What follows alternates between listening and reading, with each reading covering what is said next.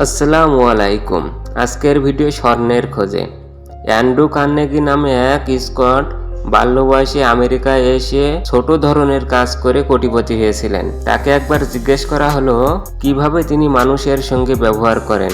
Andrew Carnegie জবাব দিলেন, মানুষ নিয়ে কারবার করা যেন স্বর্ণের জন্য মাটি খোঁড়ার মতো। 1 গ্রাম স্বর্ণের জন্য টনের পর টন মাটি কাটতে ও সরাতে হয়, কিন্তু স্বর্ণই খোঁজা হয়, মাটি নয়।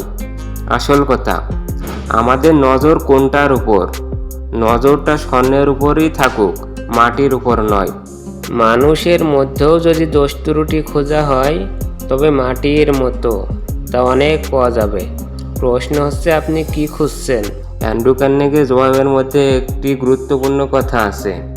সব অবস্থাতেই প্রত্যেক মানুষের মধ্যে কিছু ইতিবাচক দিক আছে। অনেক সময় হয়তো গভীর অনুসন্ধান করে ইতিবাচক গুণাবলীর সন্ধান করতে হয়, কারণ তা সহজে নজরে আসে না।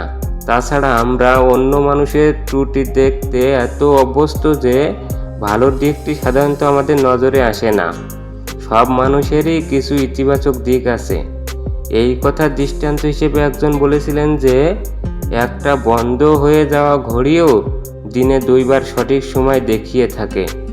স্মরণ রাখা প্রয়োজন, যখন আপনি স্বর্ণের খোঁজ করেন, তখন 1 গ্রাম স্বর্ণের জন্য আপনাকে টনের পর টন মাটি সরাতে হয়, কিন্তু আপনি খোঁজেন স্বর্ণই, মাটি নয়।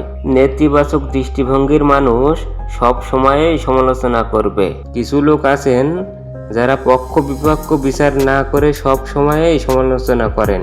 সমালোচনাই তাদের জীবিকা, সমালোচনা তাদের জীবন। তারা প্রায় বিজয়ের লক্ষ্য ও একাগ্রতা নিয়ে সমালোচনা করেন। প্রতিটি মানুষের মধ্যে প্রত্যেক অবস্থায় তারা কিছু ত্রুটি খুঁজে বার করবেনই এবং বিশ্বশুদ্ধ সবাইকে ত্রুটির জন্য দোষারোপ করবেন। এই ধরনের মানুষকে বলা হয় শক্তি শোষক। তারা সমস্ত শক্তি শোষণ করে নেন। এরা চায়ের দোকানে গিয়ে ক্লান্তি অবসারণের নামে 20 কাপ চা কফি গলাৎকরণ করেন, মনের সুখে ধূমপান করেন এবং অজস্র নিন্দামন্দ করেন। তারা শুধু নিজেদের মধ্যেই নয়, আশেপাশে যারা থাকেন সবার মধ্যেই একটা চাপা উত্তেজনার সৃষ্টি করেন। প্রকৃতপক্ষে ছোঁয়াচে রোগের ন্যায় তারা একটি নয়ারথক বাণী করেন এবং এমন একটি পরিবেশের সৃষ্টি করেন যেখানে কেবল নেতিবাচক ফলই পাওয়া যায়। জীবন সম্পর্কে গুরুত্বপূর্ণ ভিডিও পেতে আমাদের চ্যানেলটি সাবস্ক্রাইব করে পাশে থাকুন। আপনার জীবন সুখময় হোক। আসুন জীবনে এগিয়ে যাই।